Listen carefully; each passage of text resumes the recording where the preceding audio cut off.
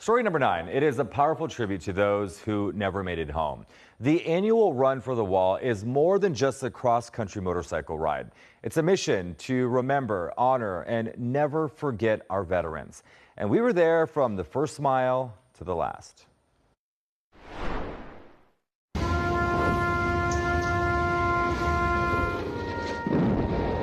It's hard to believe it's been 50 years since the fall of Saigon. The year was 1975. It marked the end of the Vietnam War. Thousands of servicemen and women died. 5 decades later, their memories live on. We were there as hundreds of riders embarked on the yearly Run for the Wall. It started in Ontario. We all go for the same thing. It's a healing process, pay our respects to Vietnam Wall. A 10-day journey ending in Washington, D.C. at the Vietnam Wall.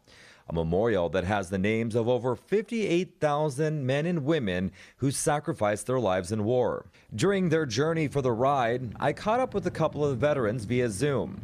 U.S. Air Force veteran John Staub and U.S. Army veteran Bernadette Staples. The love and support here is incredible. It is absolute camaraderie, something that all of us got in the military, and we're able to carry that through to here. It's an incredible opportunity to give back to the veterans. Run the Wall stops in dozens of cities, and there are 3 different routes crossing the country. Along the way, people from all walks of life showed their patriotism.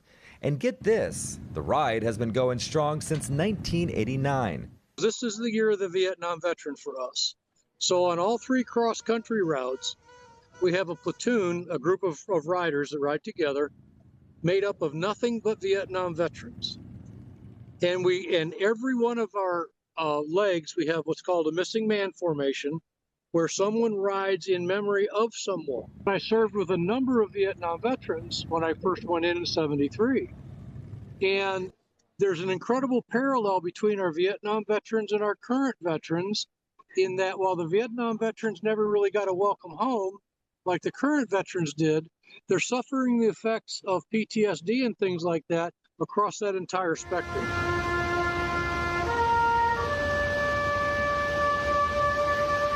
Which is why we need to be there for our veterans who are still with us.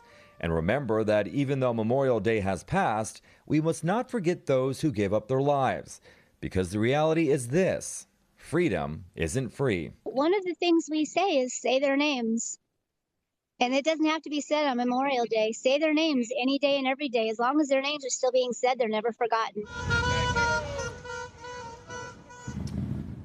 Well, if you are a veteran, or know of a veteran who has an interesting story or needs help, we want to hear from you. Email us at veteransvoices@kcalnews.com. And such a great organization, what they do. Yeah. And Bernadette, the Army veteran that we saw right there, said they're actually on their way right now to Illinois to go to the Middle East conflict wall. So they're going to pay their respect there to those people who died as well. And such dedication, the people they meet along the way, and for you to tell their story. So very important. I'm glad they share the story. Yeah. So.